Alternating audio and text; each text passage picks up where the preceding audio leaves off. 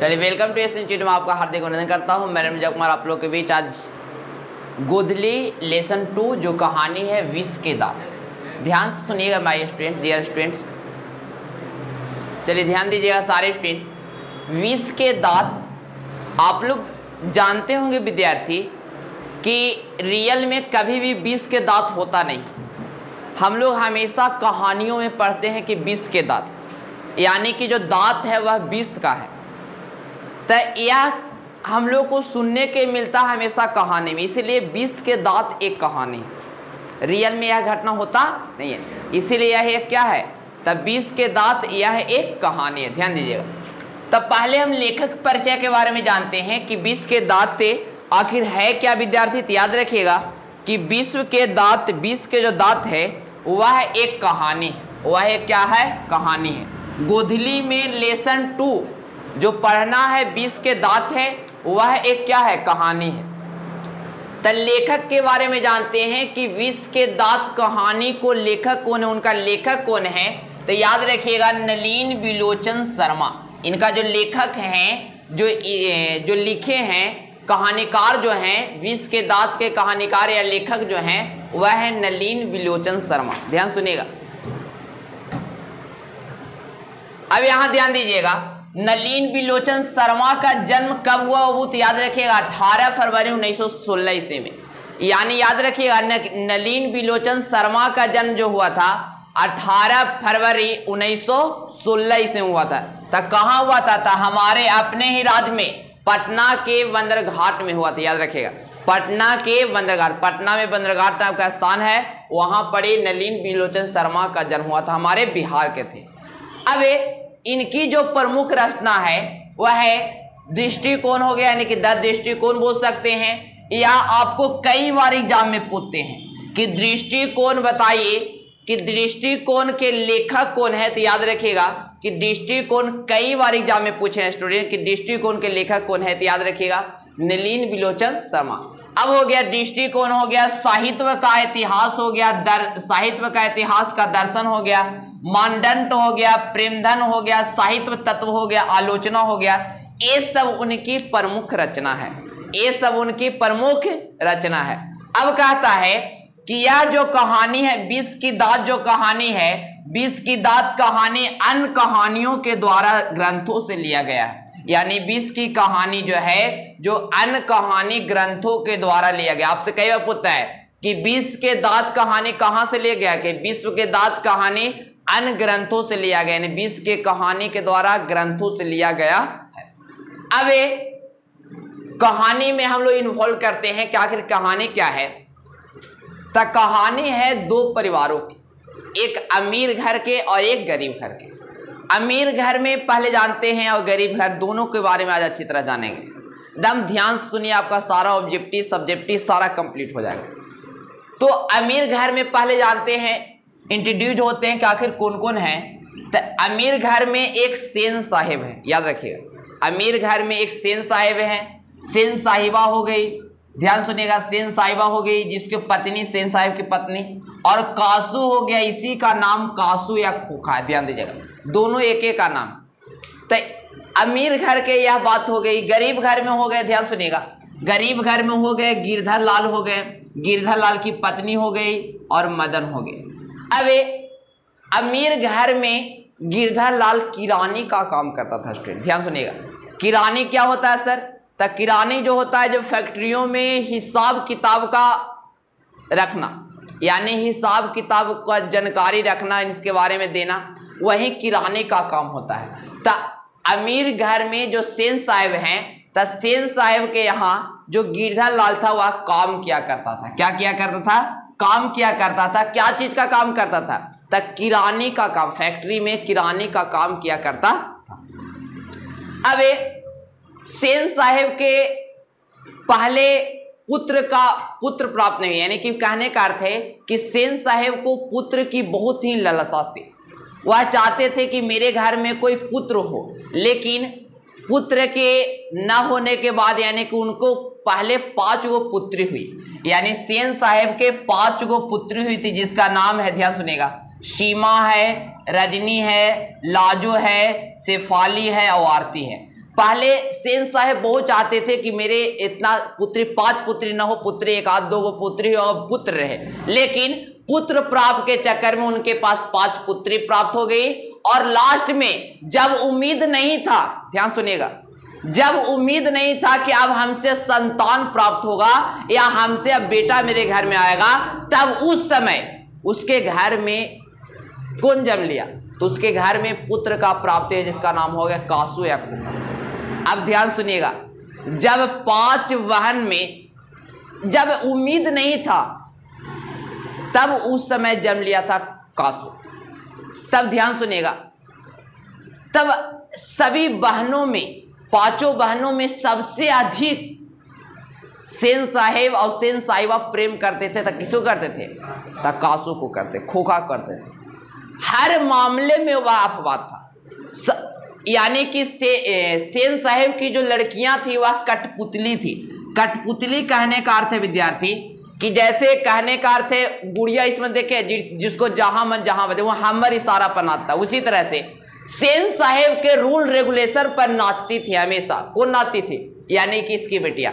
अगर इसकी बेटियां कहती, सेन साहेब कहते कि तुमको आज दम उठना नहीं है, खाली पढ़ित रहना है, तो खाली पढ़ित रहना है। मतलब इनके लिए सब नियम बनाए हुए थे, कखनी पढ़ना है, कखनी खाना है, कखनी पीना है, कखनी खेलना है, सारा नियम कौन बनाए थे? तो सेन साहेब इन पुत्रियों के लिए बनाए थे। लेकिन इन सभी से हट के था, कौन था? तो कासू इन सभी में अपवाद था। अपवाद कहने का अर्थ है कि जैसे आप लोग के साइंस पढ़ा, चलिए बाबू, यानी कि जो कासू था वह अपवाद था। सभी नियमों में क्या था? अपवाद था। ध्यान सुनिएगा, सब नियम बने थे सेन साहेब की पुत्रियों के लिए, लेकिन कासू के लिए कोई नियम नहीं थे।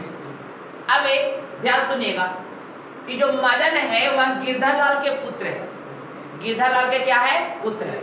यानी कि सेन साहेब के पास एक प्यारी सी चमचमाती काली कार कुत्ता एग्जाम में कि सेन साहेब के पास कैसी कलर के चमचमाती कार थी?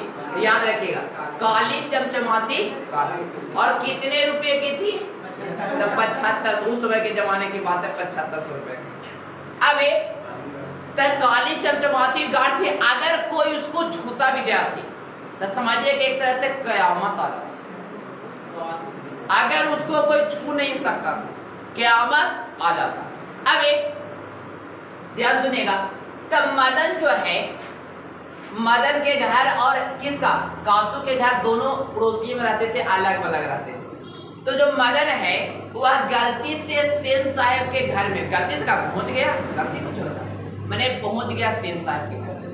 जब सेन साहेब के घर में पहुंचा तो वहां पर ध्यान सुनिएगा, वहां पर चमचमाती कार और चमचमाती कार को देखकर उसको दम ऐनक में मतलब देखने में मन कर हम फेयर लवली लगाए हैं कि नहीं लगाए। कहने का अर्थ है वो अपना बाल को सरियाने लगा। किस पर देखकर? तो कार को देखकर, और कार को छूने लगा। तब उसी समय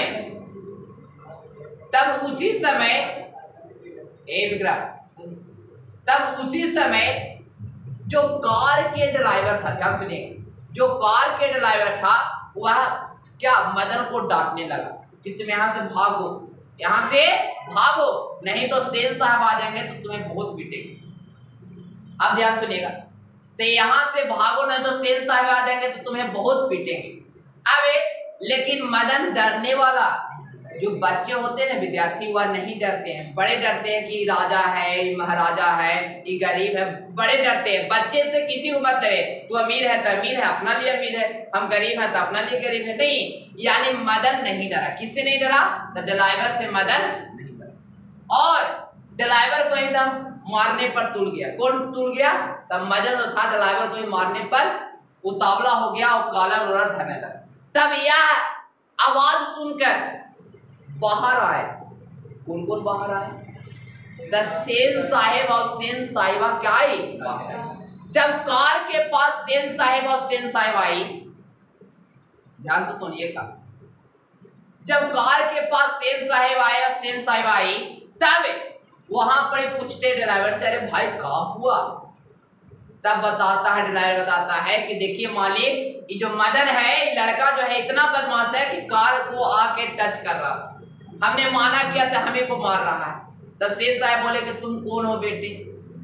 तो बोला कि मेरा पापा गिरधा लाल है। तो वो गिरधा लाल के जो हमारे काम करता है किराने का। हाँ हाँ। अब किसी तरह से वहां पे से डांट कर उसको भगाने की कोशिश की। तब उसी समय पहला घटना ध्यान सुनिएगा, उसी समय विद्यार्थी वहां पर ही मदन के माँ आ गई। मदन के माँ आ गई।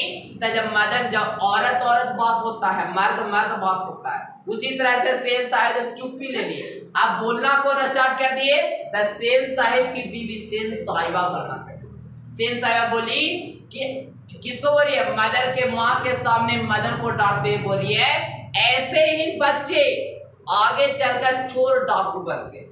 ध्यान सुनिएगा, ऑब्जेक्टिव पूछता है किसने कहा कि ऐसे ही बच्चे आगे चलकर चोर और डाकू बनते, याद रखिएगा। यानी कि सेन साहिबा यानी कासू की मां ने। अब डांटला के बाद मदन को डांटला के बाद मदन की माँ वहां पड़ी से मदन को लेकर और सेन साहिबा और सेन साहिब अपने घर में चले। जब शाम के समय यह बात को सुने, ध्यान सुनिएगा, जब यह बात को सुने, तो शाम के समय जब गिरधा लाल यह बात को सुना, तब मदन को खूब डंडे से पिटाई की। मदन को खूब डंडे से पिटाई की। अब मदन पिटाया था, ध्यान सुनिएगा, सेन साहेब और सेन साहिबा के चक्कर, सेन साहेब और सेन साहिबा के चक्कर। यानी कि जब मदन पिटा रहा था विद्यार्थी, ध्यान सुनिएगा, जब मदन पिटा रहा था तब जोर जोर से आवाज चीख रहा, जोर जोर से आवाज चीख रहा। तब वहीं पर वो बात आता है। तब सेन साहिबा सुन रही थी, बात को चिल्ला रहा था मदन, तब सेन साहिबा सुन रही थी। अब बोली, सेन साहिबा क्या बोलती है, ध्यान सुनिएगा। सेन साहिबा बोलती है कि कौवे के तरह टर टर करना, रात में सोने भी नहीं देता। एग्जाम में आया 3 बार से 4 बार पूछा कि बताइए किसने बोला कि कौवे के तरह रात में टर टर कर रहा है? सेन साहिबा बोली। किसको बोले? तब मदन को बोला। अब ध्यान दीजिएगा, अब यह घटना, पहली घटना घट गई। अब कुछ दिन बाद मदन जो है वह गली में, ध्यान सुनिएगा, मदन जो है जो गलियों में एक लट्टो देखे, लट्टो लचाना, बच्चे लोग खेलते हैं, लट्टो खेलते हैं, नचा दे ऐसे कर। तो उसी तरह से जो बच्चे हैं वह लट्टो नचाने की खेल खेल रहे। तब उसी समय, ध्यान सुनिएगा, तब उसी समय क्या हो जाती, तब उसी समय वहां पर कौन आ गया? कासू आ गया। कौन आ गया? कासू आ गया। अब वहां पर क्या आ गया? कासू आ गया। अब कासू के पास लट्टो नहीं था, वह मदन से बोला, और अनेक लेकर बहुत सारे लेकर खेल रहे थे। तब बोला कि यह खेल मैं भी खेलना चाहता, यह खेल मैं भी खेलना चाहता। तब जब यह खेल मैं भी खेलना चाहता हूँ, किसने बोला? कासू ने बोला। तब मदन बोला कि क्या तुम्हारे पास लट्टू है? क्या तुम्हारे पास लट्टू नचाने वाले हैं? तब मदन बोला ना हमारा पास है। कासू बोला कि नहीं, मेरे पास नहीं। तब तुम यह खेल नहीं खेल सकते।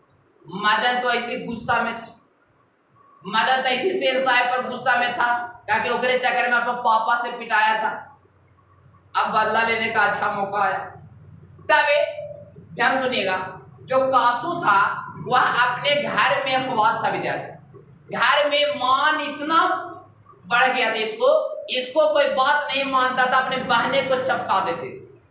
जो कासू था अपनी बहन को भी कभी कभी मार देते, कभी कभी कदम नंबर 1 था, मैंने कहने का अर्थ किसी से नहीं डरता था, मान सम्मान इतना इसको घर में मिलता था कि मत कहिए। हाँ, कासू को मान सम्मान। तो इसी बात पे यानी कि कासू को आदत बन गया था, और जब बोला मदन कि हम नहीं खेलने देंगे, तो उसी समय मदन को चपका दे, मदन को एक लापड़ चपका दे। और जब मदन तो यही तलाशे में था, मदन तो सोच रहा था कि गलती से एक लापड़ खाली मार न दे। अब मदन वहां पर लिया, गुस्सा में हुआ, और गुस्सा में हुआ तो गलिए में कुत्ते के तरह लड़ रहा। पूछता क्वेश्चन कि कुत्ते के तरह कौन लड़ रहा था विद्यार्थी? तब कुत्ते की तरह कौन लड़ रहा था? याद रखिए, मदन और कासू कुत्ते के तरह लड़ा था। अब देखिए, जब लड़ाई होता ना, बड़े बड़े लड़ते ना है, तब बड़े बड़े को डर लगता कि तो हम अमीर घर के बेटा किस कर देगा, तो ये कर देगा, तो वो कर देगा। बच्चे नहीं डरते हैं, बच्चे किसी से नहीं डरते हैं। बच्चे के माइंड में का अमीर का गरीब नहीं, अमीर है तो 5 साल बाद हमारा से सूद पैसा ले लो, ऐसे मैंने तू जिस मुकाम पर उस मुकाम पर हम अभी पहुंच सकते हैं, मेरे पास इतना क्षमता है। तब बच्चे नहीं डरते विद्यार्थी, बच्चे किसी से नहीं डरते। तो इसी तरह से मदन और कासू कुत्ते के तरह, मदन और कासू कुत्ते के तरह क्या कर रहे थे? तब कुत्ते के तरह लड़ाई कर रहे थे। कहां लड़ाई कर रहे थे? गलियों में।